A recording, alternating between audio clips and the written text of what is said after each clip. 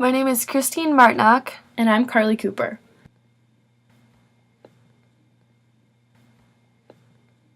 And this is our journey through ECS 210.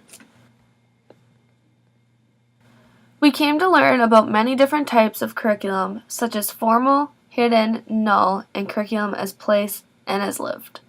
Throughout our readings, and with the help of Kumashiro, our special guests, and our profs, we have had our eyes opened to issues about anti-oppressive education, social justice, white privilege, and what types of teachers we want to become. During this class, we have had the opportunity to reflect on all of our learning and have begun to see that we teach who we are. At first, we thought curriculum was like a Rubik's Cube, all working towards one goal but restricting on how you teach that goal. We believed curriculum was a government document that told teachers what to teach, how to teach, and what not to teach. We thought there was only one type of curriculum, but boy were we wrong.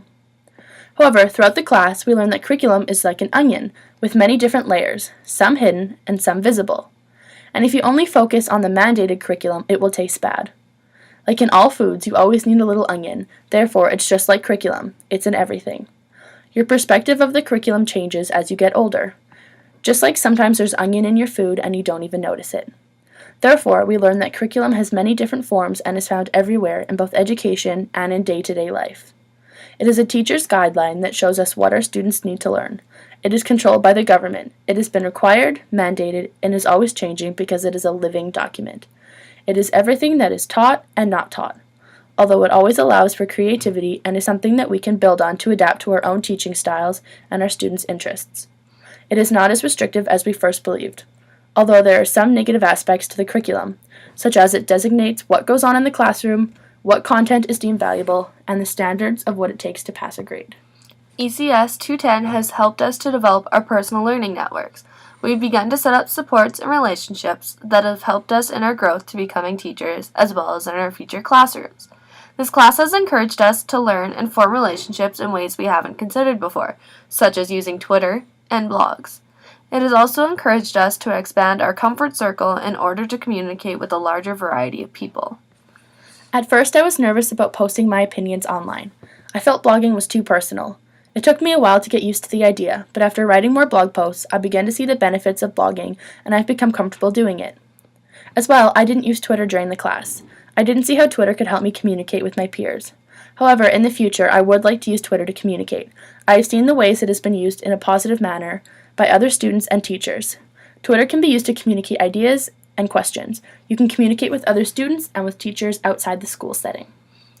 I have a confession, though. I am technologically challenged. It took a little while to embrace my online identity in our class. By becoming actively engaged with the social media aspects, I slowly became more comfortable with participating. My blog was created to be my voice, to show my opinions on what we read and what was talked about in class. The blog was a great way to share and express myself. In the beginning of the semester, I was adding to my blog only once a week and checking out other people's blogs only when we had to. Closer to the end of the semester, I began to realize that I was missing out on other people's opinions and began looking at my other classmates' blogs. When I realized this, I began commenting on their blogs and having real discussions where we discussed what we wanted in our future classrooms, how we wanted to teach, and how this whole experience has shaped us to be. I made sure to ask critical questions to ensure that who I was asking had to think about their answers and really reflect on themselves as a future teacher. I wanted to go beyond complimenting people's posts.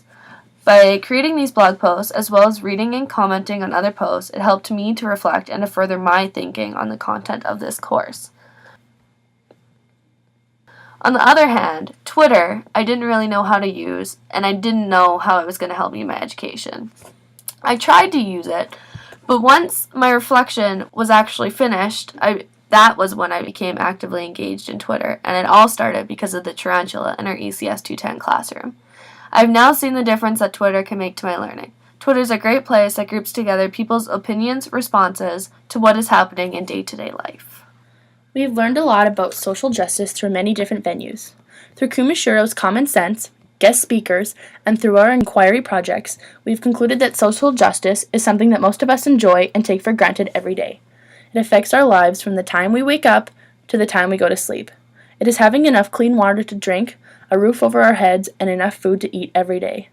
It is knowing that we have access to health care and education. It is the opportunities that we are given and that we take every day. It is in our ability to live our lives safely and knowing that we are safe. Kumashiro encourages future teachers to work against and to challenge the norms of today's society. The phrase, teaching for social justice, is often used but not always explained. What does it really mean to teach for social justice? What are the implications for anti-oppressive teaching across different areas of the curriculum? These questions were answered throughout the class and through the reading of Kumashiro. He wants teachers to look beyond common sense and to change the way students are being taught.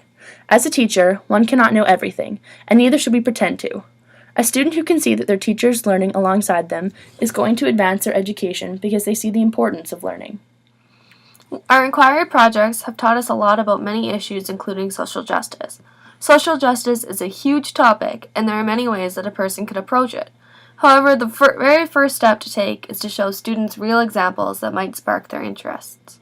One of the most rewarding things about social action projects is that knowing that you cannot predict where the process will take you. In my inquiry project, we started out with one idea, and through trying to determine a direction we wanted to go, we only discovered we had more questions.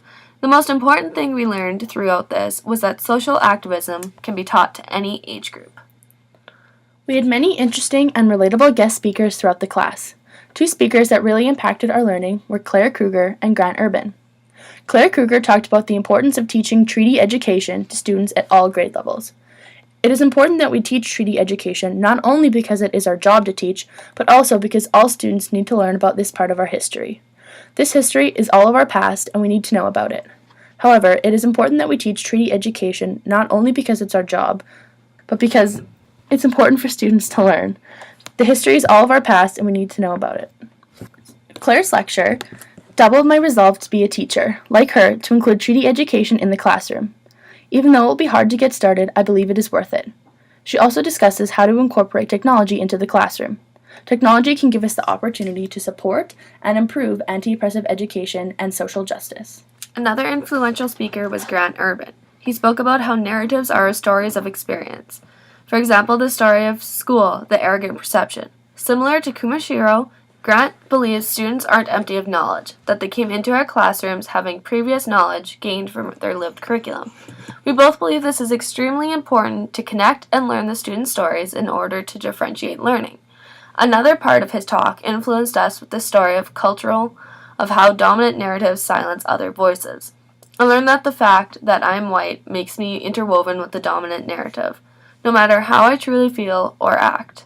The most important part as a teacher is to value all types of our students' narratives by allowing them to have a safe place to share them and to learn from each other. We realized the importance of this class and in reflecting on what we have learned. As John Dewey said, we do not learn from our experiences, we learn from reflecting on our experiences.